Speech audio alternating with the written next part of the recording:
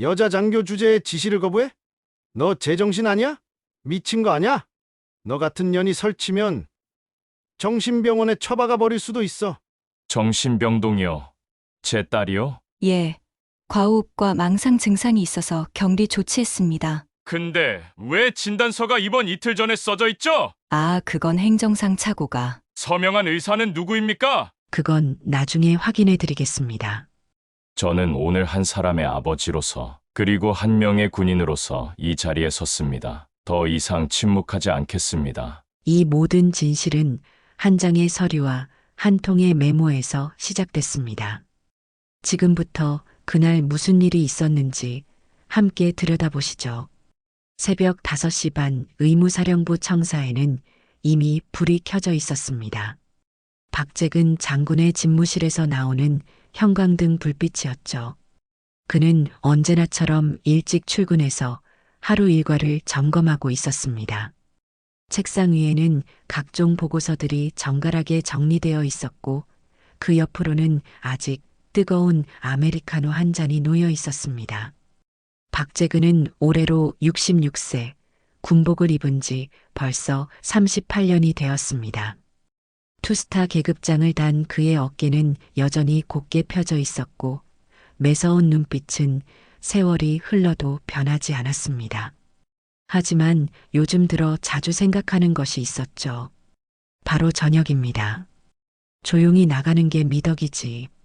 어제 동기들과의 모임에서 들었던 말이 계속 머릿속을 맴돌았습니다. 김정숙 감사단장이 한 말이었죠. 그들은 모두 이제 전역을 1년 앞둔 고참 장성들이었습니다. 30년 넘게 함께 달려온 동기들이지만 이제는 각자의 자리에서 조용히 마무리를 준비하고 있었습니다. 재근아, 우리 나이에 무슨 대단한 일을 하겠어? 그냥 말썽 없이 깔끔하게 나가는 게 최고야. 김정숙의 말에 다른 동기들도 고개를 끄덕였었습니다. 하지만 박재근은 왠지 모를 아쉬움을 느꼈었죠. 정말 이렇게 조용히 끝나는 게 맞는 걸까요? 38년간 바친 군 생활의 마무리가 이렇게 평범해도 되는 걸까요? 그때 핸드폰이 진동했습니다. 발신자 표시를 보니 박소령이라고 되어 있었습니다. 박재근의 얼굴에 잠깐 부드러운 표정이 스쳤지만 곧 다시 평소의 엄격한 모습으로 돌아왔습니다. 박 장군입니다. 박소령입니다. 오늘 오전 회의 관련해서 보고드릴 사항이 있어 연락드렸습니다. 전화기 너머로 들려오는 목소리는 차분하고 정중했습니다. 하지만 박재근은 그 목소리에서 미묘한 긴장감을 느꼈습니다. 딸의 목소리였지만 지금은 부하 장교의 목소리였죠. 박소령, 그러니까 그의 외동딸은 현재 국군병원 행정과에서 근무하고 있었습니다. 28살의 나이에 육군 의무행정장교로 복무 중이었죠. 똑똑하고 책임감 강한 딸이었습니다. 어릴 때부터 아버지를 보며 자란 덕분인지 군인으로서의 자질도 뛰어났습니다.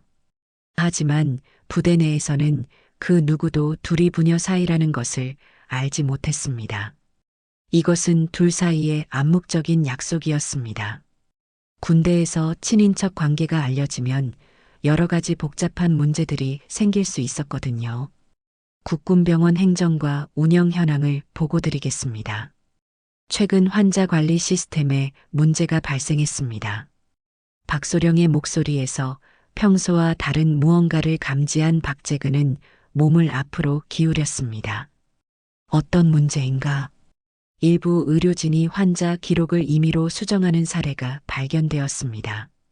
특히 정신과 관련 진료 기록에서 이상한 점들이 많이 보입니다. 박재근의 표정이 순간 굳어졌습니다. 의료 기록 조작은 군에서 가장 민감한 사안 중 하나였습니다. 특히 정신과 기록은 더욱 그랬죠. 구체적으로 설명해보게. 진료도 받지 않은 환자들의 기록이 만들어지고 있고 의사의 서명 없이 진단서가 작성되는 경우도 있습니다. 임중령이 직접 관여하고 있는 것 같습니다. 임태진 중령. 박재근도 잘 아는 인물이었습니다. 능력은 있지만 권위적이고 독선적인 성격으로 유명했죠. 특히 여군들에 대해서는 노골적으로 차별적인 태도를 보이곤 했습니다. 보고서는 언제까지 완성되나? 내일까지 완료하겠습니다. 다만 박소령의 목소리가 잠깐 끊어졌습니다. 뭔가 말하고 싶은 게 있는 것 같았지만 결국 그녀는 입을 다물었습니다. 다만 뭔가 아닙니다. 보고서로 대신하겠습니다. 통화가 끝나고 박재근은 핸드폰을 내려놓았습니다.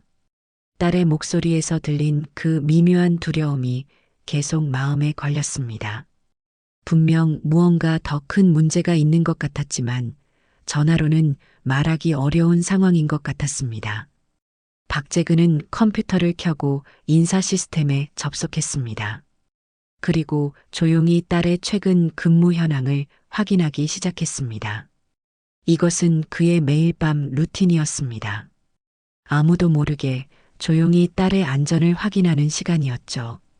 전입일자, 보직 변경 내역, 휴가 사용 현황을 살펴보다가 박재근의 눈이 한 곳에 멈췄습니다. 최근 한 달간 박소령의 야근 시간이 평소보다 2배 이상 늘어나 있었습니다. 그리고 병가나 조퇴 기록은 단 한 번도 없었습니다. 저 아이가 무리하고 있구나. 박재근은 딸의 성격을 잘 알고 있었습니다. 어떤 일이든 완벽하게 해내려고 하는 성격, 그리고 부당한 일에는 절대 타협하지 않는 강직함. 어쩌면 그런 성격 때문에 지금 어려운 상황에 처해 있는 건 아닐까요? 시계를 보니 어느새 오전 6시가 넘었습니다. 곧 다른 참모들도 출근할 시간이었습니다. 박재근은 인사 시스템을 종료하고 다시 업무에 집중하려 했지만 마음은 계속 딸에게 가 있었습니다. 무사히 저녁만 해라. 박재근은 창밖을 바라보며 조용히 중얼거렸습니다. 하지만 그는 몰랐습니다. 이미 딸을 향한 위험한 음모가 시작되었다는 것을. 그리고 불과 며칠 후 그의 평온한 일상이 완전히 뒤바뀔 거라는 것을 말입니다. 그로부터 사흘이 지난 저녁 박재근은 집무실에서 늦은 업무를 처리하고 있었습니다. 시계 바늘은 이미 밤 9시를 가리키고 있었죠. 대부분의 참모들은 벌써 퇴근했고 청사는 고요했습니다. 그때 내선 전화가 울렸습니다. 박 장군님, 급한 연락사항이 있습니다. 당직 참모의 목소리였습니다. 평소보다 긴장된 어조였죠. 무슨 일인가? 국군병원에서 비공식 연락이 왔습니다. 박소령이 정신질환 의심으로 격리 조치되었다고 합니다. 박재근의 손에서 펜이 떨어졌습니다. 순간 귀가 멍해지면서 아무 소리도 들리지 않았습니다. 정신질환? 격리 조치? 도대체 무슨 소리였습니까? 지금 뭐라고 했나? 박소령이 오늘 오후 갑자기 이상 행동을 보여서 응급실로 이송되었고 현재 정신과 병동에 입원해 있다고 합니다. 박재근은 즉시 자리에서 일어났습니다. 사흘 전 전화에서 느꼈던 딸의 불안한 목소리가 다시 떠올랐습니다. 그때 뭔가 이상하다고 느꼈어야 했는데 왜 그냥 넘어갔을까요? 지금 당장 병원에 연락해서 상황을 확인하게. 이미 확인해 봤지만 환자 보호를 위해 면회나 통화는 제한된다고 합니다. 박재근은 당장 딸에게 전화를 걸었습니다. 하지만 계속 꺼져 있다는 안내 음성만 들렸습니다. 2번, 3번, 4번. 아무리 걸어도 연결되지 않았습니다. 이상하다. 박소령은 절대 핸드폰을 꺼놓지 않는 아이인데. 박재근은 곧바로 국군병원 응급실로 전화를 걸었습니다. 박소령 입원 관련해서 문의드립니다. 죄송하지만 환자 정보는 보호자가 아닌 분께는 알려드릴 수 없습니다. 저는 의무사령관입니다. 부하 장교의 상황을 확인하는 겁니다. 그렇다 하더라도 정신과 환자의 경우에는 더욱 엄격한 규정이 적용됩니다. 담당 의사의 판단에 따라 면회도 제한될 수 있습니다. 박재근은 전화를 끊고 주먹으로 책상을 내리쳤습니다. 38년 군 생활에서 이런 무력감을 느껴본 적이 없었습니다. 딸이 어디서 무슨 일을 당하고 있는지도 모르는 상황이었습니다. 다음 날 오전, 박재근은 일찍 출근해서 국군병원 의무기록과에 연락했습니다. 그리고 박소령의 의무기록서 사본을 요청했습니다. 의무사령관의 권한으로는 충분히 가능한 일이었죠. 1시간 후 팩스로 전달받은 의무기록서를 본 순간 박재근은 경악했습니다. 망상, 환청, 감정 기복 심화로 인한 응급 입원 필요. 진단명이 적혀 있었고 담당 의사란에는 이름을 알 수 없는 서명이 휘갈겨 써져 있었습니다. 하지만 더 이상한 것은 진단 날짜였습니다. 이게 말이 되나? 기록서상 진단 날짜는 이틀 전이었습니다. 하지만 박소령이 실제로 입원한 것은 어제였습니다. 어떻게 입원하기 이틀 전에 미리 진단서가 작성될 수 있었을까요? 박재근은 의무기록서를 자세히 살펴보기 시작했습니다. 그리고 곧 더 충격적인 사실을 발견했습니다. 진단서 하단에 있어야 할 의사 면허번호가 공란으로 되어 있었고 의사의 정식 서명 대신 알아볼 수 없는 이니셜만 적혀 있었습니다. 이건 가짜다. 박재근은 즉시 국군병원 정신과에 전화를 걸었습니다. 박소령 담당 의사와 통화하고 싶습니다. 담당 의사는 현재 수술 중입니다. 오후에 다시 연락 주시면. 그럼 어제 박소령을 진료한 의사는 누구입니까? 잠깐만요. 확인해 보겠습니다. 한참 후에 간호사가 다시 전화를 받았습니다. 이상하네요. 박소령 환자 기록을 보니 어제 정신과 의사의 직접 진료 기록이 없습니다. 응급실에서 바로 입원 조치된 것으로 되어 있네요. 박재근의 얼굴이 창백해졌습니다. 정신과 의사의 진료도 없이 정신과 병동에 입원시켰다는 말이었습니다. 이것은 명백한 절차 위반이었습니다. 그럼 입원 결정은 누가 내린 겁니까? 기록을 보니 임태진 중령이 응급 입원 요청서를 작성했다고 되어 있습니다. 임태진. 사흘 전 딸이 전화해서 언급했던 바로 그 중령이었습니다. 박재근은 즉시 임태진의 사무실로 전화를 걸었지만 부재 중이라는 답변만 들었습니다. 오후가 되어서야 박재근은 김정숙 감사단장에게 개인적으로 연락했습니다. 오랜 동기이자 가장 신뢰할 수 있는 사람이었습니다. 정수가 급한 일이 생겼다. 혹시 시간 있나? 무슨 일이야? 목소리가 이상하네. 면담이 필요하다. 지금 당장 만날 수 있겠나? 1시간 후 김정숙이 박재근의 집무실을 찾아왔습니다. 박재근은 딸의 상황을 자세히 설명했습니다. 가짜 진단서, 절차 위반, 그리고 임태진 중령의 관여까지. 재근아, 이건 심각한 문제야. 하지만 섣불리 움직이면 안 돼. 무슨 말인가? 만약 내가 직접 나서면 친족 특혜 시비에 휘말릴 수 있어. 오히려 딸한테 더 불리해질 수도 있고. 김정숙의 말이 맞았습니다. 하지만 박재근은 참을 수 없었습니다. 그럼 어떻게 하자는 거냐? 내 딸이 지금 억울하게 정신병자 취급받고 있는데 내가 감사관 자격으로 조사해 볼게. 일단 며칠만 기다려봐. 박재근은 김정숙을 바라보며 조용히 말했습니다. 정수가 내가 움직이면 군대는 조용히 넘어갈 수 없을 거다. 그 말에는 38년 군 생활의 무게가 담겨 있었습니다. 그리고 딸을 지키기 위해서라면 무엇이든 할 수 있다는 아버지의 각오가 담겨 있었습니다. 김정숙과의 면담이 끝난 다음 날 박재근은 새벽부터 집무실에 틀어박혀 있었습니다. 그는 의무사령관으로서 가진 모든 권한을 동원해 딸의 사건을 파헤치기 시작했습니다. 김정숙이 조심스럽게 움직이라고 했지만 아버지로서는 더 이상 기다릴 수 없었습니다. 먼저 박재근은 국군병원 전체 의무기록 시스템에 접속했습니다. 의무사령관의 특별 권한으로 모든 환자의 기록을 열람할 수 있었죠. 그리고 박소령의 파일을 다시 한번 자세히 들여다보기 시작했습니다. 이상하다. 너무 이상해. 박재근의 눈이 기록서의 한 부분에 멈췄습니다.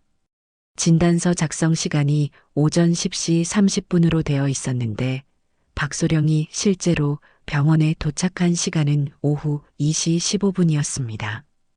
어떻게 환자를 보지도 않고 미리 진단서를 작성할 수 있었을까요? 더 충격적인 것은 진단서 작성자였습니다. 담당 의사란에는 분명히 정신과 전문의 이름이 적혀 있었지만 실제로는 임태진 중령이 시스템에 입력한 것이었습니다. 기록 로그를 확인해 보니 임태진의 계정으로 로그인해서 작성된 것이 명확했습니다. 중령이 의사 행세를 했다는 말인가? 박재근은 더 깊이 파고들었습니다. 그리고 곧 더욱 놀라운 사실을 발견했습니다. 진단서에 명시된 망상, 환청, 감정 기복 증상들이 표준 정신과 진단 템플릿에서 그대로 복사해 온 것이었습니다. 심지어 오타까지 그대로 복사되어 있었죠. 박재근은 정신과 병동 간호일지도 확인했습니다. 박소령이 입원한 후의 상태 기록을 보면 실제 증상을 파악할 수 있을 테니까요. 하지만 거기서 본 내용은 더욱 가슴 아팠습니다. 환자는 조용하고 협조적임. 이상 증상 관찰되지 않음. 다만 극도로 위축되어 있으며 대화를 거부함. 이것이 정신질환 환자의 기록이었을까요? 오히려 극심한 스트레스와 충격을 받은 사람의 반응에 가까웠습니다. 박재근은 간호사들의 추가 기록도 살펴봤습니다. 환자가 계속 억울하다고 중얼거림. 면회 요청하지만 담당 의사 지시로 풀어. 식사 거부, 물만 조금씩 마심, 수면 부족 심화. 박재근의 가슴이 미어졌습니다. 딸이 얼마나 힘들어하고 있는지 한눈에 알 수 있었습니다. 그리고 이 모든 기록들이 하나의 결론을 가리키고 있었습니다. 박소령은 정신질환자가 아니라 억울한 피해자였다는 것을. 박재근은 임태진 중령의 인사기록도 조회했습니다. 그의 과거 보직과 인사평가 그리고 징계 기록까지 모든 것을 살펴봤습니다. 그리고 곧 패턴을 발견했습니다. 임태진이 근무했던 부대마다 여군 관련 문제가 발생했었습니다. 성희롱 신고, 부당한 업무 지시, 인격 모독 등. 하지만 매번 증거 부족이나 피해자의 전출로 무마되었습니다.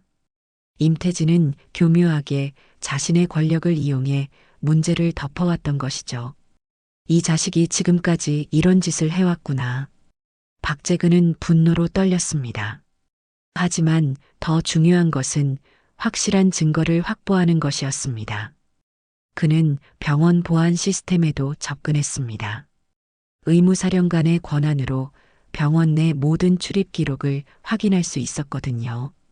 박소령이 입원한 날의 기록을 보니 이상한 점이 또 발견되었습니다.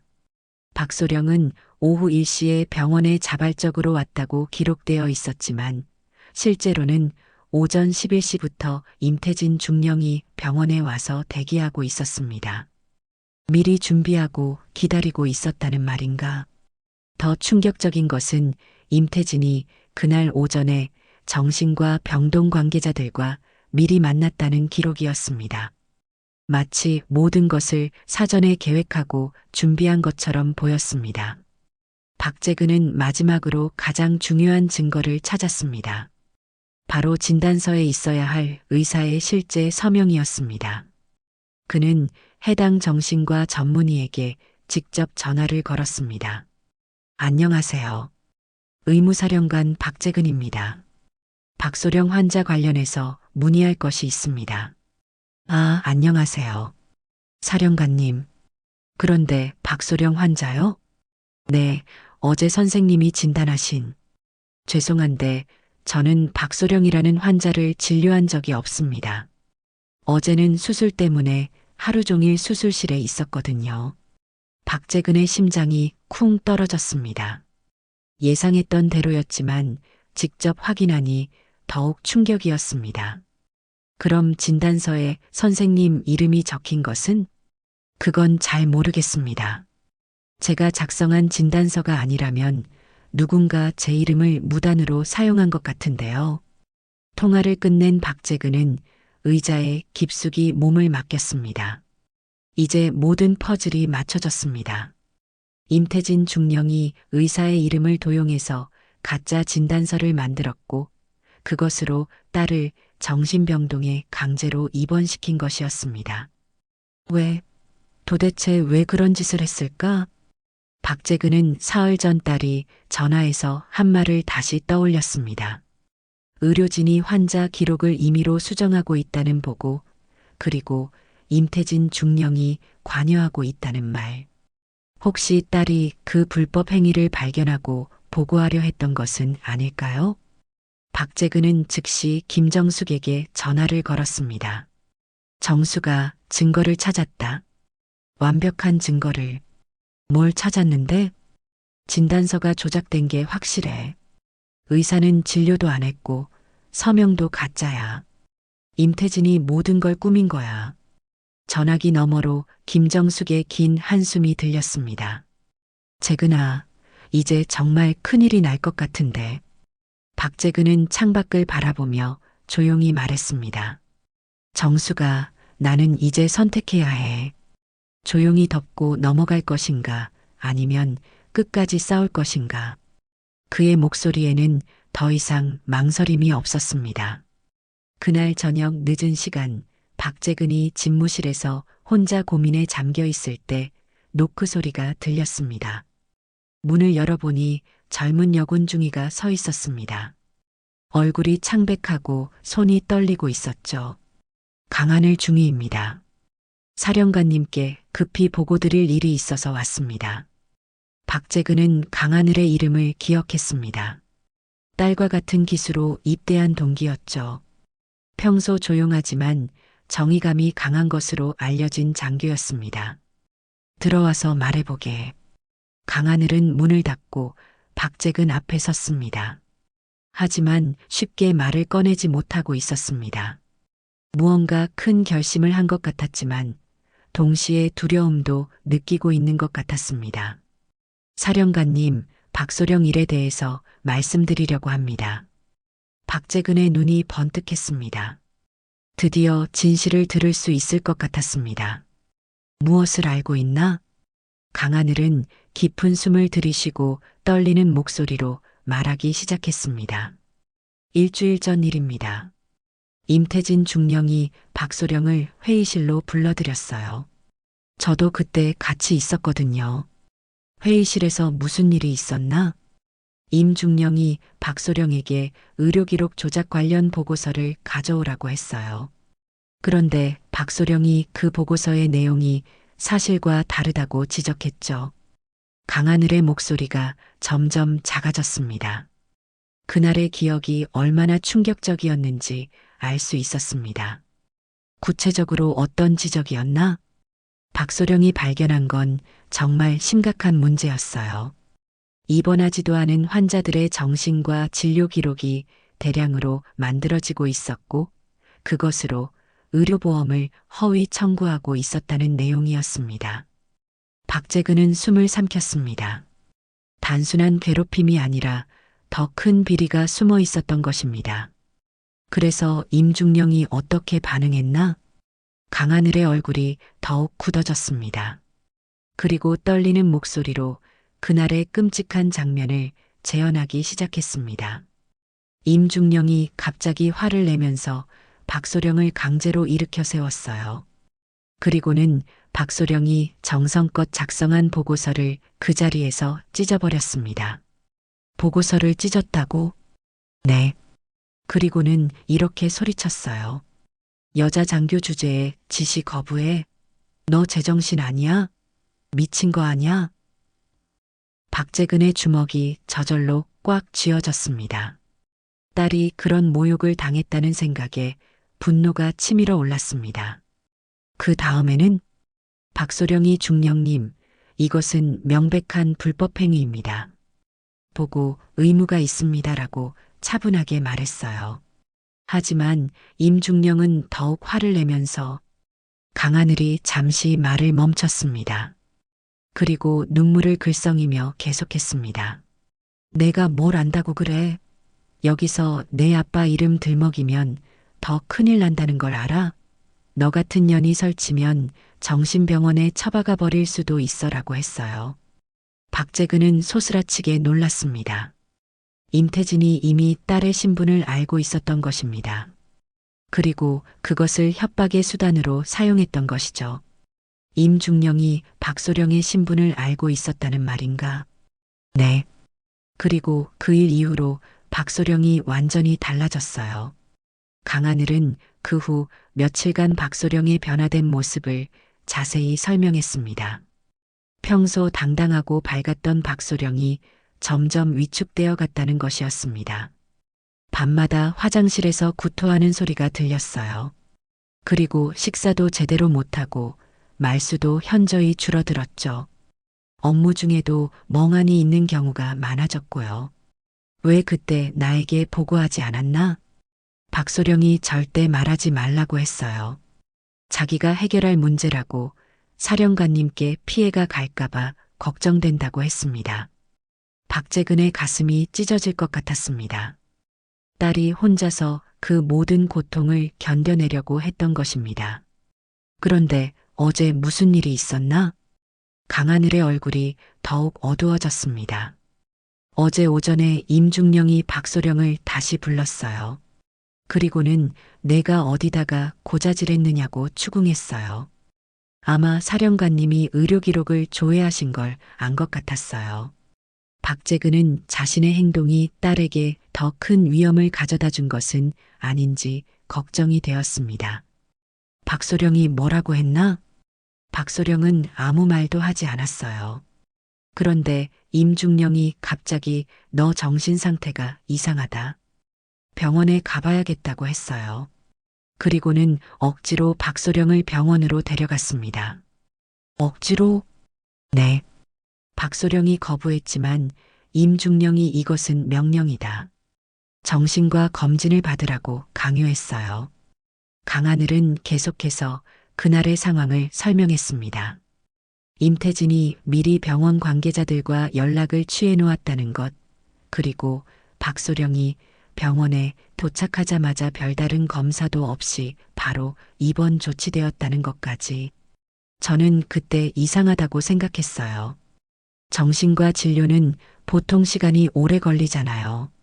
그런데 박소령은 불과 30분 만에 입원이 결정되었거든요. 박재근은 모든 상황이 명확해졌다고 느꼈습니다. 임태진이 의료보험 사기를 은폐하기 위해 딸을 제거하려 했던 것이고 그 수단으로 정신병원 강제 입원을 이용한 것이었습니다. 강하늘 중이 왜 지금에서야 이 말을 하나? 처음에는 너무 무서웠어요. 임중령의 권력이 얼마나 큰지 알고 있었거든요. 하지만 박소령이 정신병원에 갇혀 있는 걸 보니 더 이상 참을 수 없었어요. 강하늘은 눈물을 닦으며 말했습니다. 박소령은 정말 좋은 사람이에요. 정의롭고 올바른 사람이라고요. 그런 사람이 이런 일을 당하는 건 말이 안 되잖아요. 박재근은 강하늘의 용기에 감동했습니다. 모든 사람이 침묵할 때 진실을 말할 용기를 낸 것이었습니다. 증언해줘서 고맙다. 이제 진실이 무엇인지 확실히 알겠다. 강하늘이 돌아간 후 박재근은 한동안 창밖을 바라보며 생각에 잠겼습니다. 이제 모든 퍼즐이 완성되었습니다. 그리고 그가 무엇을 해야 할지도 명확해졌습니다. 강하늘과의 면담이 끝난 다음 날 아침, 박재근은 일찍 출근해서 국군병원의 모든 의료 기록을 전수조사하기 시작했습니다. 이제 단순히 딸의 억울함을 풀어주는 차원이 아니었습니다. 군 의료 시스템 전체에 도살인 부패를 뿌리 뽑아야 했습니다. 박재근은 지난 2년간의 정신과 입원 기록을 모두 뽑아서 분석했습니다. 그리고 곧 충격적인 패턴을 발견했습니다. 임태진이 관여한 케이스들에서 공통적으로 나타나는 문제점들이 있었던 것입니다. 이런 식으로 얼마나 많은 사람들을 희생시킨 거냐? 기록을 보니 지난 2년 동안 총 47명의 장병이 정신과에 강제 입원되었는데 그중 32명이 임태진과 관련된 케이스였습니다. 그리고 이 32명 중 대부분이 여군이었습니다. 더욱 놀라운 것은 이들의 입원 사유였습니다. 모두 비슷한 패턴을 보이고 있었죠. 상관 지시 불복종으로 인한 정신적 불안정, 업무 스트레스로 인한 망상 증세, 동료와의 갈등으로 인한 감정 기복 등 모두 모호하고 주관적인 진단명들이었습니다. 박재근은 이 환자들의 실제 의사 면담 기록도 확인했습니다. 그런데 놀랍게도 32명 중 28명이 실제 정신과 의사의 진료를 받지 않고 입원되었다는 사실을 발견했습니다. 이건 의료 시스템이 아니야. 감옥이지. 박재근은 더 깊이 파고들었습니다. 그리고 임태진의 진짜 목적을 알게 되었습니다. 이 모든 가짜 입원들이 의료보험 허위 청구와 연결되어 있었던 것입니다. 가짜 환자들의 입원비, 치료비, 약값까지 모두 보험에서 지급받고 있었습니다. 그 금액을 계산해 보니 지난 2년 동안 총 12억 원에 달하는 허위 청구가 이루어졌습니다. 이 자식들이 환자들을 돈벌이 수단으로 이용했구나. 박재근은 분노로 떨었습니다. 하지만 더 중요한 것은 이 모든 증거를 정리해서 공개하는 것이었습니다. 그는 모든 자료를 USB에 저장하고 별도의 보고서를 작성하기 시작했습니다. 오후가 되자 박재근은 중대한 결심을 했습니다. 더 이상 내부적으로 처리할 문제가 아니었습니다. 이 문제는 국민들이 알아야 할 진실이었습니다. 박재근은 국방부 기자회견실에 연락을 취했습니다. 비공식 브리핑을 하고 싶습니다. 무슨 내용의 브리핑인가요? 군 의료 시스템의 심각한 문제점에 대해서입니다. 담당자는 잠시 망설였습니다. 보통 이런 민감한 사안은 사전에 국방부와 협의를 거쳐야 했거든요. 사령관님, 이런 브리핑은 보통 국방부 승인을 받아야. 이것은 의무사령관으로서의 공식 발표입니다. 국민의 알 권리와 관련된 사안이므로 즉시 진행하겠습니다. 박재근의 단호한 어조에 담당자는 더 이상 반대할 수 없었습니다. 2시간 후 국방부 브리핑룸에는 기자들이 모여들었습니다. 평소와 다른 긴급 브리핑이라는 소식에 많은 관심이 쏠렸습니다. 박재근이 단상에 올라서자 플래시가 터졌습니다. 그의 얼굴은 평소보다 더욱 엄중했고 눈빛에는 강한 의지가 담겨 있었습니다. 안녕하십니까? 의무사령관 박재근입니다. 박재근은 준비해온 자료를 펼쳐놓고 차분하게 말하기 시작했습니다. 오늘 여러분께 매우 심각한 사안에 대해 보고드리고자 합니다. 우리 군 의료 시스템에서 일어나고 있는 전례 없는 부정행위에 대해서입니다. 기자들의 표정이 긴장됐습니다. 현직 투스타 장군이 직접 나서서 폭로하는 것은 매우 이례적인 일이었습니다. 지난 2년간 국군병원에서 총 47명의 장병이 정신과에 강제 입원되었습니다. 그런데 이 중 32명이 실제로는 정신질환이 없음에도 불구하고 억지로 입원 조치된 것으로 확인되었습니다. 기자들 사이에서 웅성거리는 소리가 들렸습니다. 더욱 심각한 것은 이들 대부분이 여군이라는 점입니다. 그리고 이들의 공통점은 모두 부당한 명령이나 불법 행위를 거부했거나 신고하려 했던 사람들이라는 것입니다. 박재근은 잠시 숨을 고르고 계속했습니다. 군대 내 의무 기록은 생명과 명예를 지키는 최후의 보루입니다. 그런데 이 신성한 의무 기록이 개인의 이익을 위해 조작되고 있었습니다. 그는 준비해온 서류를 들어보였습니다.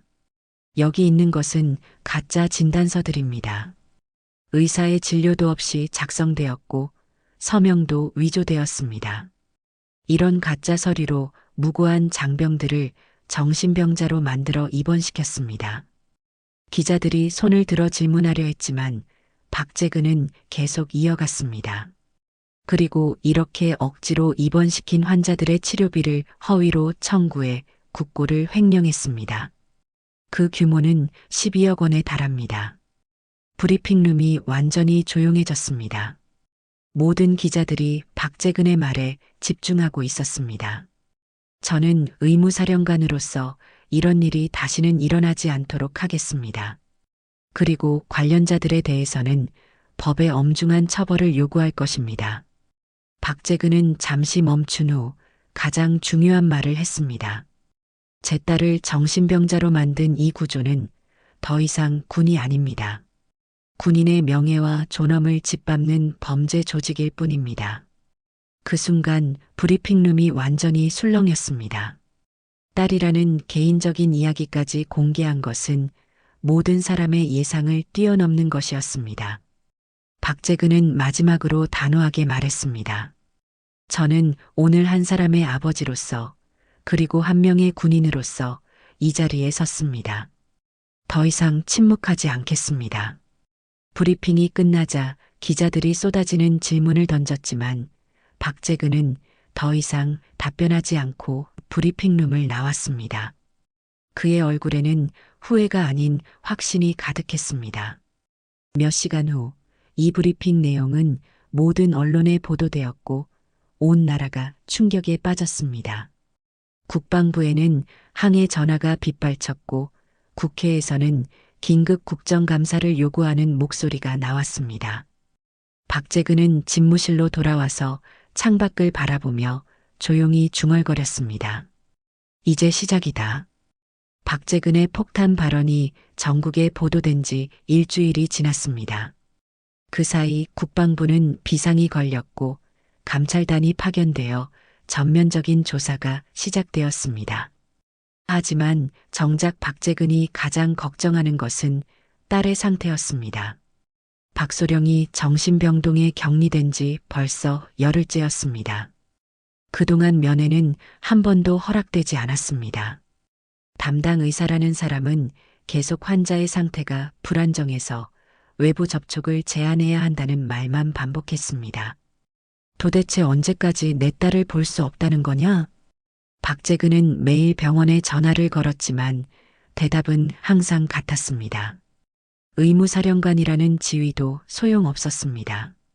오히려 언론에 이 사건이 알려진 후부터는 더욱 까다로워졌습니다. 그러던 어느 날 오후 드디어 기적 같은 연락이 왔습니다. 사령관님, 국군병원에서 연락이 왔습니다. 박소령 면회가 허락되었다고 합니다. 박재근은 즉시 자리에서 일어났습니다. 열흘 만에 딸을 볼 수 있다는 소식에 가슴이 뛰었습니다. 하지만 동시에 두려움도 느꼈습니다. 딸이 과연 어떤 모습일까요? 국군병원 정신과 병동은 일반 병동과는 완전히 달랐습니다. 철창이 있는 창문, 두터운 철문, 그리고 삼중으로 된 보안 장치들. 마치 감옥 같은 분위기였습니다. 간호사의 안내를 받아 면회실에 들어간 박재근은 딸을 기다렸습니다. 10분 후 문이 열리면서 박소령이 들어왔습니다. 박재근은 순간 말을 잃었습니다. 열흘 전의 딸과는 완전히 다른 모습이었습니다. 얼굴은 창백했고 눈에는 생기가 없었습니다. 평소 단정했던 모습도 사라지고 마치 혼이 빠진 사람 같았습니다. 소령? 박재근이 딸의 이름을 부르자 박소령이 고개를 들었습니다. 하지만 그녀의 눈은 초점이 없었고 표정은 무덤덤했습니다. 아빠.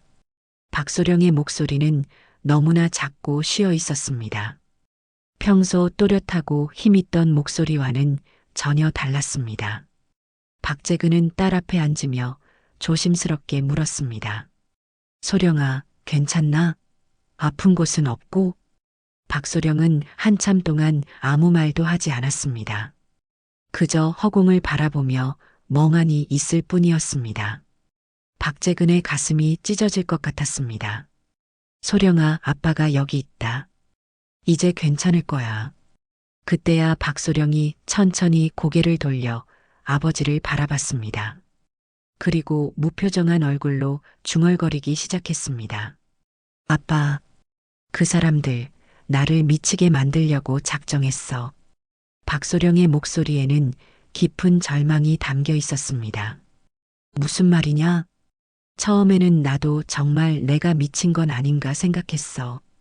매일 너는 정신병자야. 정상적인 판단력이 없어. 현실 인식 능력이 떨어져라는 말만 들으니까. 박소령은 손을 떨며 계속 말했습니다. 여기 의사들도 처음부터 나를 환자 취급했어. 내가 뭐라고 말해도 망상이다. 환청이다라고만 하더라고. 내가 정상이라고 아무리 말해도 아무도 믿지 않았어. 박재근은 주먹을 꽉 쥐었습니다. 딸이 당한 정신적 고문이 얼마나 심했는지 알 수 있었습니다. 그래도 이제 괜찮다. 아빠가 모든 걸 밝혀냈으니까. 박소령이 처음으로 아버지를 똑바로 바라봤습니다. 그리고 작은 목소리로 말했습니다. 아빠는 알고 있지? 내가 왜 여기 들어왔는지. 알고 있다. 임태진이 너를 함정에 빠뜨린 거야. 박소령의 눈에 잠깐 생기가 돌았습니다. 나는 그냥 명령에 따르지 않았을 뿐이야. 불법적인 일에 협조하지 않았을 뿐이라고. 박소령은 떨리는 목소리로 그동안의 일을 설명하기 시작했습니다. 임태진이 어떻게 자신을 괴롭혔는지, 어떻게 가짜 환자들을 만들어내라고 강요했는지, 그리고 자신이 거부하자 어떻게 보복을 당했는지를. 임중령이 너 같은 년들은 정신병원에 가야 정신을 차린다고 했어. 그리고 정말로 나를 여기에 집어넣었지. 박재근은 딸의 손을 잡았습니다. 딸의 손은 차갑고 떨리고 있었습니다. 소령아, 내가 옳았다. 내가 한 일이 정의로운 일이었어. 박소령이 처음으로 울먹이기 시작했습니다. 아빠, 나는 미친 게 아니야. 그들이 미쳐 있던 거야. 나는 그냥 올바른 일을 하려고 했을 뿐이야. 그래, 알고 있다. 아빠가 다 알고 있어. 박재근은 딸을 꼭 안아주고 싶었지만 면회실의 규칙상 신체 접촉은 금지되어 있었습니다. 대신 그는 딸의 눈을 바라보며 단단히 다짐했습니다. 소령아, 아빠가 반드시 너를 여기서 꺼내줄 거야. 그리고 임태진과 그 일당들을 반드시 처벌받게 할 거다. 박소령이 고개를 끄덕였습니다. 그리고 작은 목소리로 말했습니다. 아빠, 미안해. 아빠한테 피해가 갈까봐 걱정돼서 말 못했는데. 무슨 소리냐? 내가 내 딸인데 당연히 지켜줘야지. 면회 시간이 끝나갈 무렵 박소령이 마지막으로 말했습니다. 아빠, 여기서 나가면 나는 계속 군인으로 살고 싶어. 이런 일이 다른 사람한테는 일어나지 않게 하고 싶어. 박재근은 딸의 의지에 감동했습니다. 이 모든 고통 속에서도 포기하지 않는 딸의 모습에서 진정한 군인의 정신을 봤습니다. 그래, 그렇게 하자. 우리가 함께 이 썩은 구조를 바꿔보자. 면회가 끝나고 병원을 나오면서 박재근은 속으로 다짐했습니다. 이제 정말로 마지막 싸움을 시작할 때가 온 것입니다. 그는 딸을 바라보며 속으로 외쳤습니다. 이 군대를 만든 건 나였지만 이젠 내가 부숴야 할 차례다. 박재근의 눈에는 더 이상 망설임이 없었습니다. 딸의 고통을 본 후 그의 마음에는 오직 하나의 목표만 남아 있었습니다. 바로 정의를 실현하는 것이었습니다. 딸과의 면회를 마친 다음 날 박재근은 마침내 결단을 내렸습니다. 더 이상 기다릴 수도 망설일 수도 없었습니다. 그는 임태진 중령에게 직접 면담을 요청했습니다. 임태진 중령을 지금 당장 내 사무실로 오라고 해. 참모의 목소리에서 당황스러움이 느껴졌습니다. 사령관님, 임 중령은 현재 외부 출장 중이라고. 출장? 어디로? 그게 정확한 행선지는 파악이 안 되고 있습니다. 박재근은 코웃음을 쳤습니다. 임태진이 도망을 준비하고 있는 것이 분명했습니다. 그럼 내가 직접 찾아가겠다. 임중령이 있는 곳이 어디든 말이다. 1시간 후 박재근은 임태진이 숨어 있다는 정보를 입수했습니다. 그는 국군병원 지하에 있는 회의실에 있었습니다. 아마도 증거인멸을 위해 관련자들과 모의하고 있는 것 같았습니다.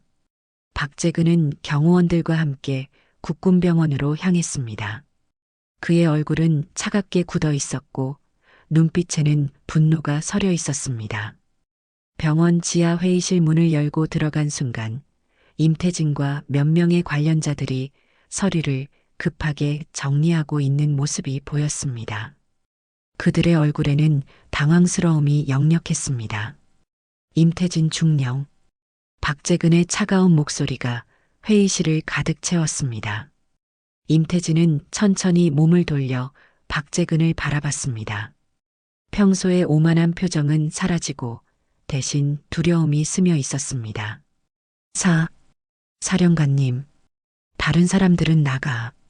박재근의 명령에 회의실에 있던 다른 사람들이 황급히 자리를 떴습니다. 이제 회의실에는 박재근과 임태진 둘만 남았습니다. 박재근은 임태진 앞으로 천천히 걸어갔습니다. 그리고 그의 눈을 똑바로 바라보며 말했습니다. 임중령, 내가 진짜 정신병자야. 임태진의 얼굴이 창백해졌습니다. 하지만 그는 억지로 태어난 척하며 답했습니다. 사령관님, 무슨 말씀인지, 무슨 말인지 모르겠다고? 그럼 내가 자세히 설명해 주지. 박재근은 준비해온 서류 뭉치를 책상에 내려놓았습니다. 지난 2년간 32명의 무고한 장병을 정신병원에 강제로 집어넣은 것, 가짜 진단서를 만들어 의료보험을 사기친 것, 그리고 내 딸을 정신병자로 만들려고 한 것까지. 이 모든 게 내 짓이지? 임태진은 더 이상 변명할 수 없다는 것을 깨달았습니다. 하지만 여전히 강하게 나왔습니다. 사령관님, 그건 모두 업무상 필요에 의한. 업무상 필요? 박재근의 목소리가 점점 높아졌습니다. 무고한 사람들을 정신병자로 만드는 게 업무상 필요라고? 국고를 횡령하는 게 업무상 필요라고? 임태진이 뒤로 물러섰습니다. 박재근의 분노가 얼마나 강한지 느낄 수 있었습니다. 그리고 내 딸한테 한 짓은 뭐냐?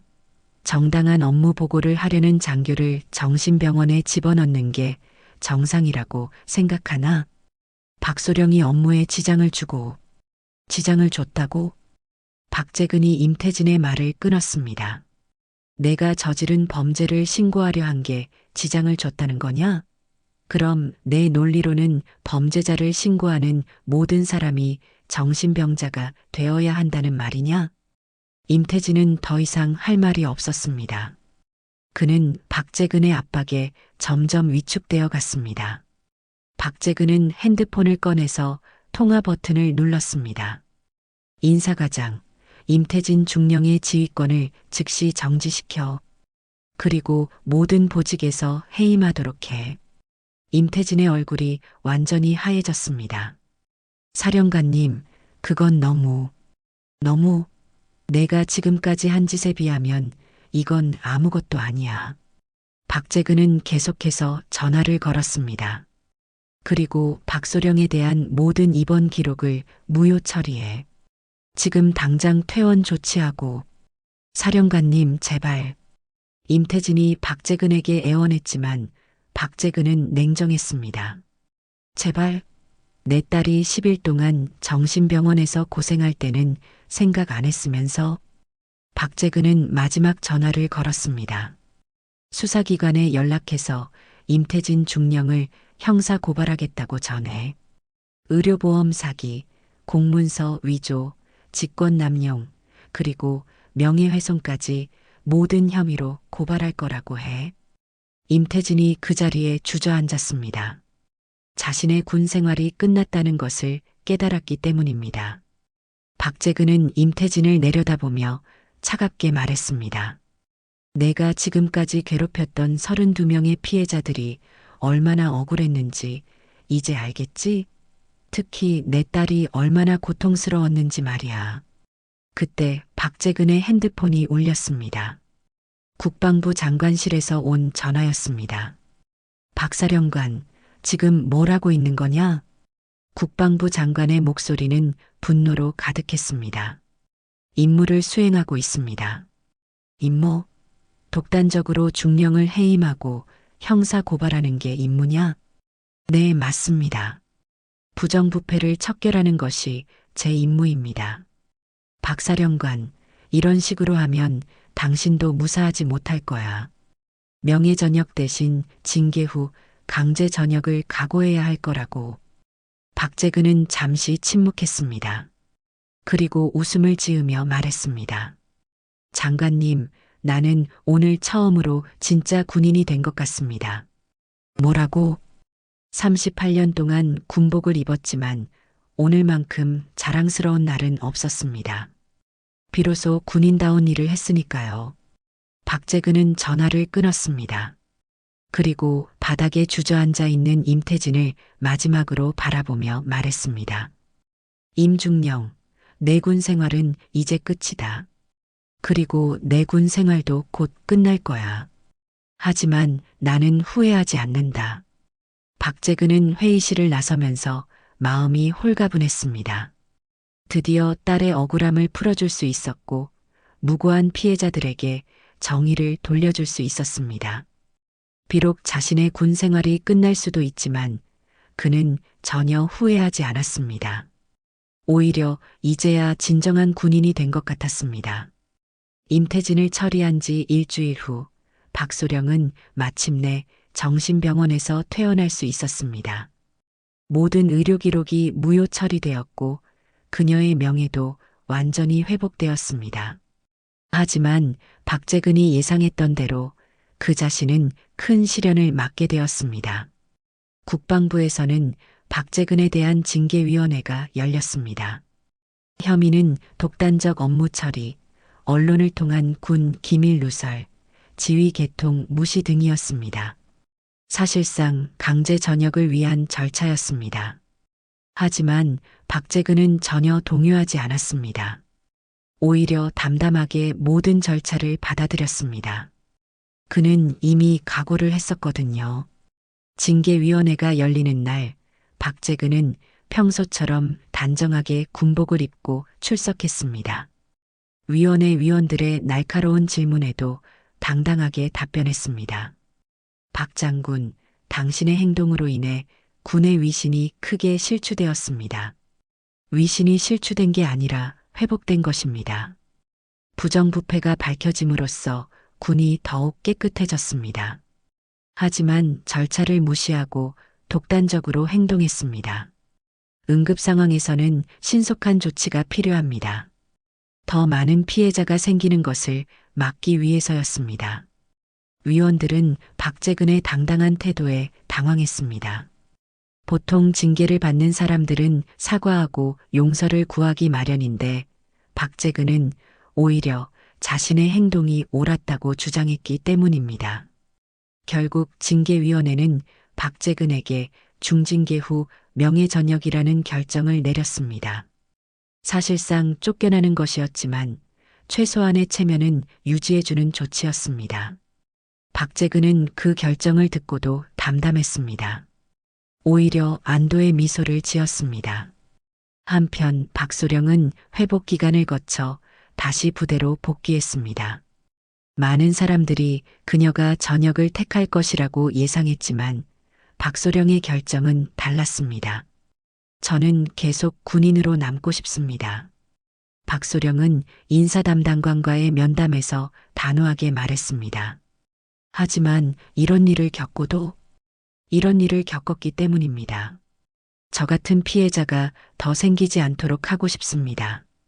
박소령의 의지는 확고했습니다. 그리고 그녀에게는 새로운 기회가 주어졌습니다. 바로 신설되는 여군 인권교육단 창단 TF에 참여하는 것이었습니다. 이 조직은 박재근의 폭로 이후 군 내부에서 요구가 높아져 만들어진 것이었습니다. 여군들의 인권을 보호하고 부당한 대우를 받지 않도록 교육하고 지원하는 역할을 하는 조직이었습니다.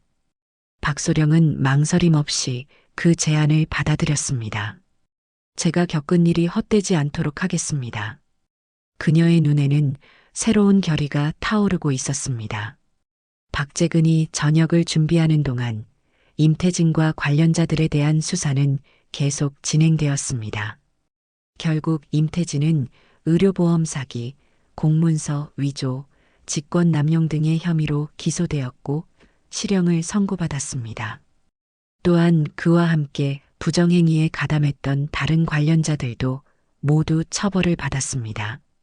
지난 2년간 억울하게 정신병원에 강제 입원당했던 32명의 피해자들도 모두 명예회복과 함께 적절한 보상을 받았습니다. 전역을 며칠 앞둔 어느 날 박재근은 집무실에서 마지막 정리를 하고 있었습니다. 38년간의 군 생활을 정리하는 일은 생각보다 복잡했습니다. 그때 노크 소리와 함께 박소령이 들어왔습니다. 그녀는 새로운 보직을 받고 더욱 당당해 보였습니다. 아버지. 오랜만에 듣는 아버지라는 호칭이었습니다. 박재근의 얼굴에 미소가 스쳤습니다. 그래, 새 부대는 어떠냐? 좋습니다. 의미 있는 일을 하고 있다는 느낌이 들어요. 박소령은 잠시 망설이다가 조심스럽게 말했습니다. 아버지, 저 때문에 이런 일이. 무슨 소리냐? 내 잘못이 아니야. 박재근이 딸의 말을 끊었습니다. 오히려 내가 옳은 일을 해서 자랑스럽다. 부당한 일에 맞서 싸운 내가 말이야. 박소령의 눈에 눈물이 글썽였습니다. 하지만 아버지가 전역을. 나는 후회하지 않는다. 오히려 이제야 진짜 의미 있는 일을 한 것 같아. 박재근은 창밖을 바라보며 말했습니다. 38년 동안 군복을 입었지만 마지막에 가장 군인다운 일을 했으니 만족해. 박소령이 아버지 앞에 바로 서서 격려했습니다. 하지만 이번에는 이전과 다른 격려였습니다. 부하가 상관에게 하는 격려가 아니라 딸이 아버지에게 하는 존경의 표현이었습니다. 충성합니다, 사령관님. 그리고 아버지. 박재근도 딸에게 격려로 답했습니다. 그의 눈에는 자부심과 사랑이 가득했습니다. 앞으로도 올바른 길을 걸어라. 그리고 다시는 누구도 침묵 속에 갇히지 않도록 하자꾸나. 박소령이 고개를 끄덕였습니다. 네, 아버지. 약속드립니다. 며칠 후 박재근의 저녁식이 조용히 거행되었습니다. 화려한 행사는 없었지만 진심으로 그를 존경하는 많은 사람들이 참석했습니다. 특히 그가 구해낸 32명의 피해자들 중 상당수가 자리를 함께했습니다. 저녁식 후 박재근은 군복을 벗으며 생각했습니다. 38년의 군 생활이 끝났지만 그가 이룬 변화는 계속될 것이었습니다. 딸과 같은 젊은 군인들이 더 좋은 군대를 만들어갈 것이었습니다. 박소령은 아버지의 뜻을 이어받아 여군 인권교육단에서 열심히 활동했습니다. 그리고 진정으로 모든 군인이 존중받는 군대를 만들기 위해 노력했습니다. 박재근은 전역 후에도 가끔 딸과 만나 이런 이야기를 나누었습니다. 아빠, 요즘 부대 분위기가 많이 좋아졌어요. 예전 같은 일들이 거의 사라졌다고 해요. 그래, 다행이다. 아빠가 시작한 변화가 계속 이어지고 있어요. 박재근은 만족스러운 미소를 지었습니다. 자신의 선택이 옳았다는 확신이 들었습니다. 결국 그는 딸을 지켰고 정의를 실현했으며 더 나은 군대를 만드는 초석을 놓았습니다. 비록 군복은 벗었지만 그는 진정한 승리자였습니다. 진정한 승리는 혼자가 아닌 가족과 함께 이뤄낸다는 걸 보여준 이야기였습니다. 오늘도 묵묵히 가족을 위해 애쓰시는 모든 분들께 응원의 좋아요 부탁드리며 따뜻한 댓글로 서로를 격려해 주세요.